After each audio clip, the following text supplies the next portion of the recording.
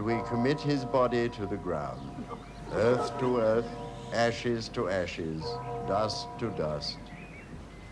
And we beseech thine infinite goodness to live in thy fear and love.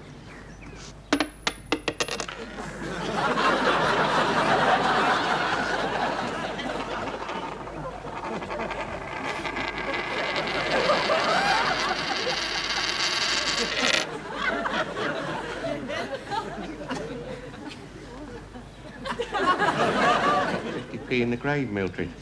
Yes, I know, George. Don't go and get it. And to die in thy favor, that when the judgment shall come, we may be found acceptable in thy sight.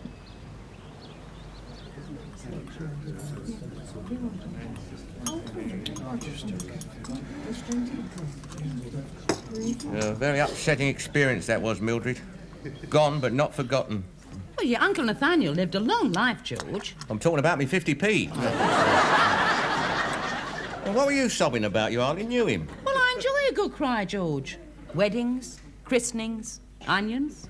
Would you like a sandwich, Mildred? Oh, no, thank you, love. Oh, what a lovely service. Thank you. I think he'd have enjoyed it if he'd been there. And how are you, George? All right? Oh, yeah. I've never felt better, Kate. Do you know those were his very last words? Oh, yeah. I must say his widow's taken it very well. Oh, yeah, I know, Fred. If you was to ask my opinion, I'd say that she finished him off. She was too demanding. Physically, if you know what I mean. Yeah, oh, I do. Oh, it's like trying to run one hot bath after another. There's only so much water in the tank. Exactly, yeah. Don't you worry, George. You're going to live to be 100. Did you ever hear of anybody else who got a mattress replaced under a 12-month guarantee? Poor devil. You know, towards the end, he could hardly hold his pension book steady. Yeah, well, he was a lot older than she was.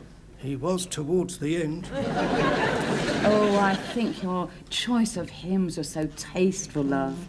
Oh, I'm sorry about George's tummy rumbling. Oh, it was him, was it? It was hard to tell with the echo in the church. Yes, I know.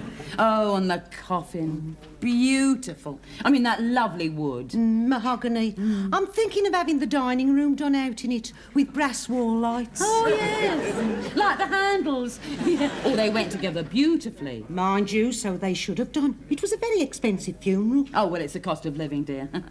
Well, so to speak. I insisted on him being fully covered, of course. Oh, yeah, well, I think you're very wise, yes. Take my tip. Make sure your husband's properly insured. Otherwise, well, it can quite ruin the occasion. Yes. Yes, I see what you mean. Oh, yeah, so. Yeah, it's going well, isn't it?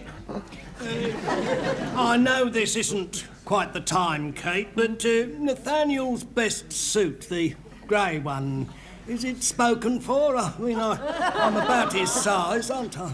No, it isn't. Why not pop round later tonight and try on the trousers? Oh, righto.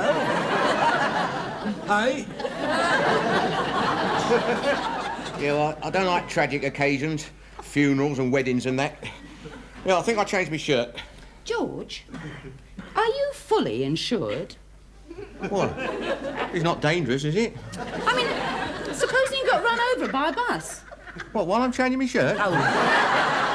Any time. Oh, yeah. Well, I've got a small endowment. Yes. Yes, it's 9pence a week. I'll get 54 quid when it matures. Oh, no, we must try not to let it change our way of life. Well, I've got my answer. I make it £1.45.5p. What do you make it? 2 kilometres. Oh, well, oh. Somewhere one of us has gone just a little bit wrong.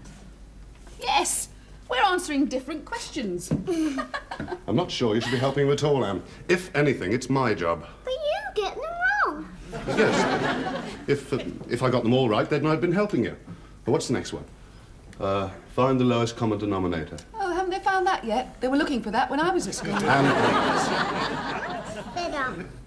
I'd rather go and play. I'd rather go and play. Your mother would rather go and play. We'd all rather go and play. Then why are we sitting here doing homework?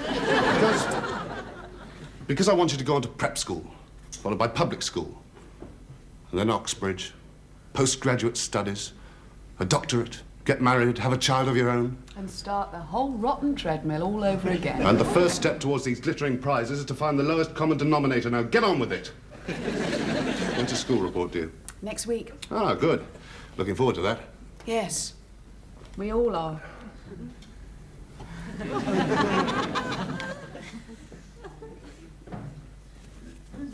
Do you realise, George, our whole lives are in this box?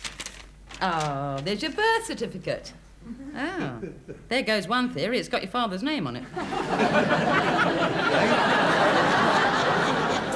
And here's our marriage licence, George. Oh, check and see if it's expired. Yeah, you'd like that, wouldn't you? Oh, look, George, your old passport. Oh, you have changed. Oh, what's that on your head? Oh, it's hair. I forgot about that. Oh, now, special peculiarities. Small wart on the... I've never seen that. Oh, no, neither have I. It's awkwardly placed, isn't it? I had to take my mother's word for it. Oh, I must have a look next time I... What are you rummaging in that old thing for, anyway? Trying to find your insurance policy. Oh, here we are. The Putney and District Benevolent Society. I see. George, you haven't paid any premium since 1952. Ah, well, no, yeah, I can explain that, given a minute. I was out when he called, Mildred. You could drop dead and I wouldn't get a penny. Well, no, but... It's me that people are going to sneer at when they cart you off in a plywood coffin with Matawati tea written on the side of it. You're selfish, George. Yeah, well, I don't plan to die for years, Mildred. Selfish! Now, first thing in the morning, I'm going to inquire about the cost of a proper funeral, and you are going to get yourself insured for that amount. Well, it can't be all that much. Funeral for... Oh, yes, it can. I mean, there's the cost of a headstone. There's the flowers, the cars, the champagne party afterwards, the band. Oh. Good morning, madam. May I be of service? Yes, I was at... I'm inquiring about the cost of a funeral. You've come to the right place. Is it for a loved one? No, it's for my husband. A sad time for you. May I offer my condolences? I've got the beans, Mildred. Morning. This is him. Your husband? Yes. Oh, but he's still alive, madam. That is a matter of opinion. Yes. Well, perhaps we could go through into the inner office. It's quieter in there. It can't be.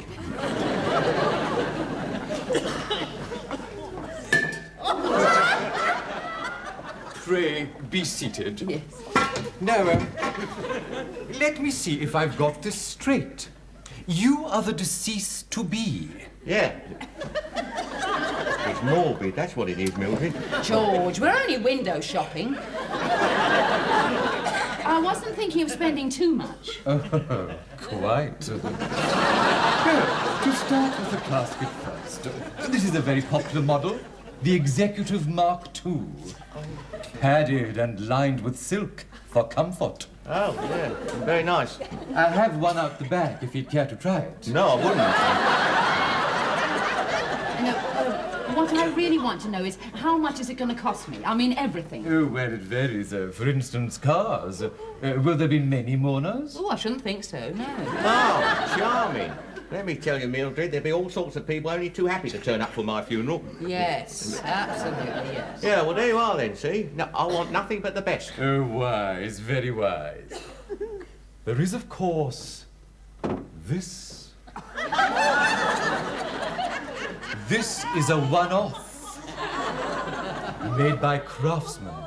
Genuine oak with gold-plated handles. Oh, No, I was saving it for myself. You never get inside it. £600. Oh, yeah, well, that is a little stiff, isn't it? Yeah. A little stiff. Yeah, well, no, well, see, what I was... what I was thinking was, haven't you got anything, you know, sort of, second-hand? No. Look, what is the cost of an average run-of-the-mill funeral for an average run-of-the-mill dead husband? £200, love. And that's with half the mourners going by bus. Shocking, Mildred. But why do you ask? Is Mr. Roper feeling a bit off colour? Oh, no, love, it's his usual self. Coughing, wheezing, moaning. No, I just think a husband ought to be insured. And a wife. He might see you off. Oh, no, love, no. No, I've made up my mind. He's going first. But didn't you once tell me that Mr. Fourmile handles this sort of thing? Insurance? Well, he does a bit. It's mainly houses, mortgage covers, that sort of thing. Oh, do you think he could cover George? Well, I should think so. He hasn't got dry rot in his foundations, has he? Agreed, one can take out a policy just to cover the burial costs, but, well, let's imagine for a moment that he's dead. Oh, yes, let's. Who is paying the mortgage? Food, travel, clothes. Who's paying? Well, it doesn't bother me, I'm dead. I think you should take out a policy which will insure him for his full value to you as a husband. As little as that? I would suggest this policy here. £20,000 on his demise, £5,000 for the loss of a leg, arm, eye, etc., etc. Oh, they actually list the various parts and what they're worth. Oh. Ah. One or two bargains here, George. You're on a commission for this, aren't you? Be quiet, George, you're dead. That will be ideal, Mr. Fourmile. Good. Well, you have to have a medical first, of course. I'll just take down a few details. Name, well, we know. Address? Yes. Height? That'd be about 4'6". 5'10". Sorry. If you want special peculiarities, he's got a... No! I'm perfectly capable of filling in a form by myself, should I so wish. Which I do not. George! Nope.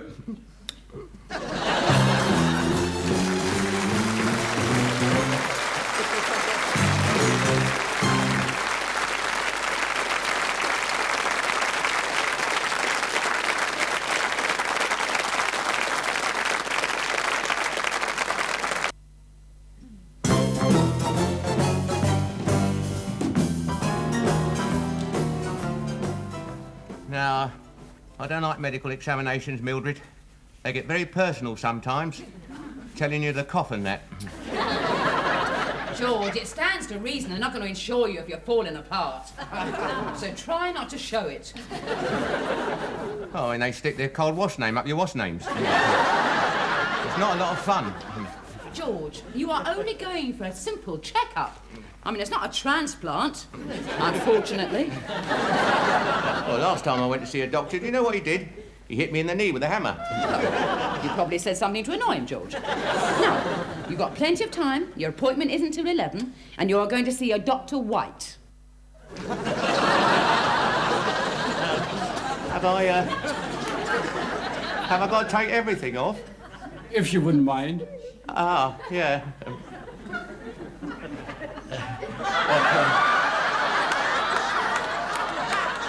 Well, that's it, you see. I do mind, because, well, if I take everything off, I lose my dignity. And you feel dignified looking like that? Yeah, well, no, but... Everything off. I cannot examine you through your woolly vest. Oh, yeah, right.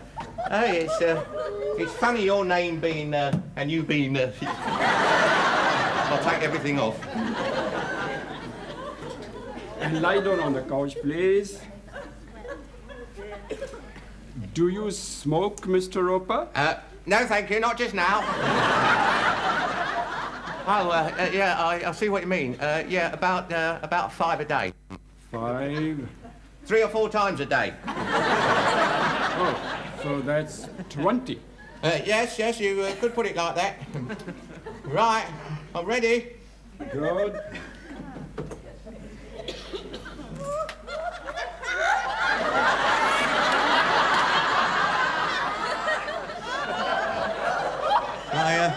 I'd like you to know that I had a lot of sympathy with you people over the crash helmet business.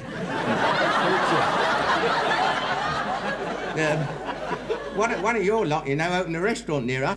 The Kama Sutra takeaway. Really? Yeah. Have you ever read it? I don't go around reading restaurants. Well, no. It's a book as well, you see. Yeah.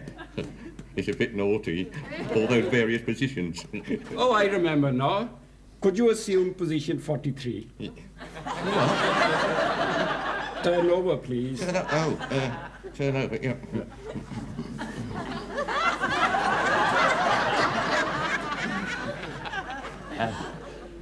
When will I hear from the insurance people?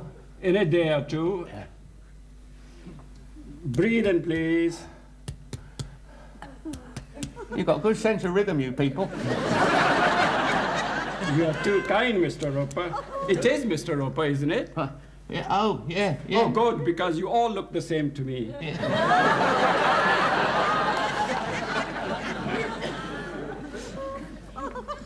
Oh, Tristram, this is not a very good report. Spelling poor. I was top of the class in RN. RN? Religious knowledge. Spelling poor. And I was fastest at running. Well, that might come in handy. And look what your geography teacher says. Lives in a world of his own. Oh, dear. She puts that on everybody's report. She thinks it's funny. Well, I'll show this to your father when he's in a good mood. Anne? Where the devil is everybody? Which is not now. Anne? Look at this. A parking ticket. £6 for parking outside the magistrate's court. What are you doing there? Paying the parking ticket I got last week. Has Tristram's school report arrived yet? No, definitely not. Pity. Might have put me in a better mood.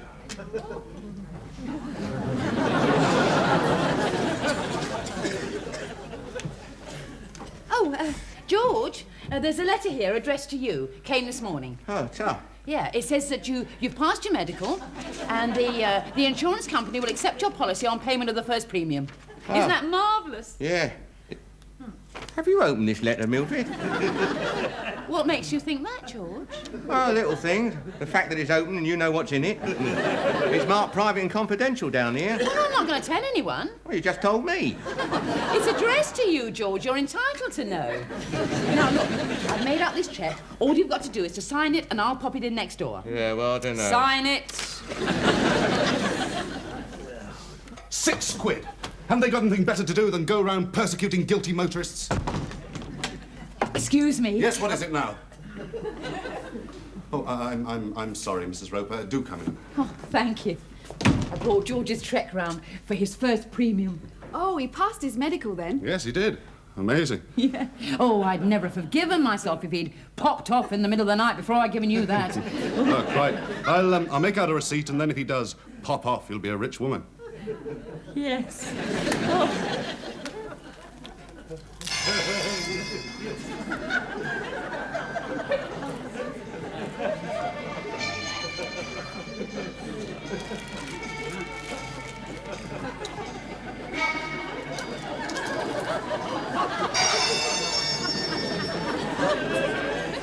£20,000. What? Oh, nothing, George, no. Oh.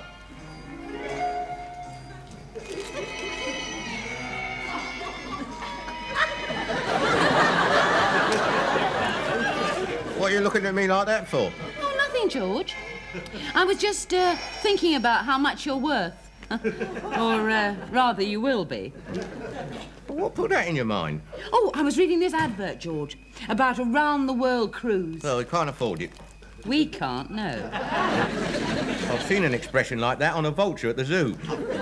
Don't be so silly, George. It's just as if you did go, Well, a cruise would help cushion the grief. I think I'll keep it. Why don't you hover over me head, eh? Oh, I don't know. Oh, George. Oh, what a nasty cough. It's the wrong way, that's all. Oh, well. Now, look, George. This tourist class is under £5,000, and that's only a leg. I mean, if you threw in an arm, we could stop off at Madeira for a month. I do not find this conversation at all amusing, Mildred. George, there's no harm in sending off for the details. Over my dead body.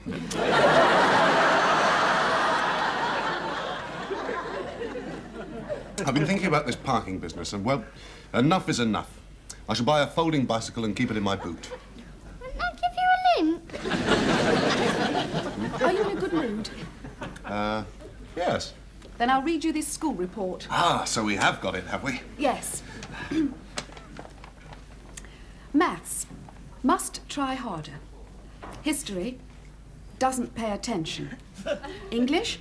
His handwriting has improved, revealing his inability to spell. And the rest are worse. Bottom of the class. Oh, Tristram. That report is... well, it's very disappointing. It's not mine, Daddy. What? It's yours. I dug it out of your files.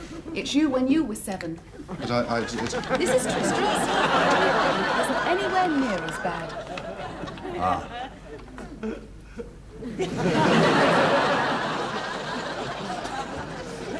Coffee, George. Yeah. Oh, it's a good book, is it?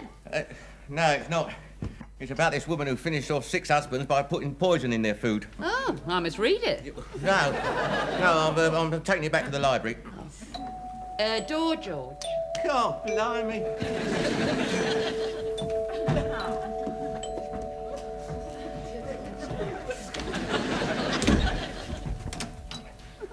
Morning. About your insurance, Mr. Roper, I think you made a slight mistake. Yeah? On the cheque, I noticed the date. Instead of writing the 9th of the 9th, 76, you've written the 7th of the 6th, 99. Oh. I don't think the company would be prepared to wait that long before cashing it. No, well, we can soon put that straight. Oh, good. We'll forget the old thing. Oh, but you can't. Goodbye, Dan.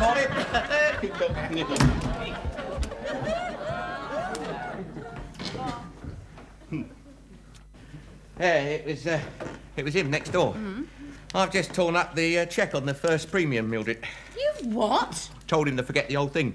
George, does that mean you're not insured anymore? No. Don't drink that coffee! Why not? Well, because I haven't put any sugar in it, George.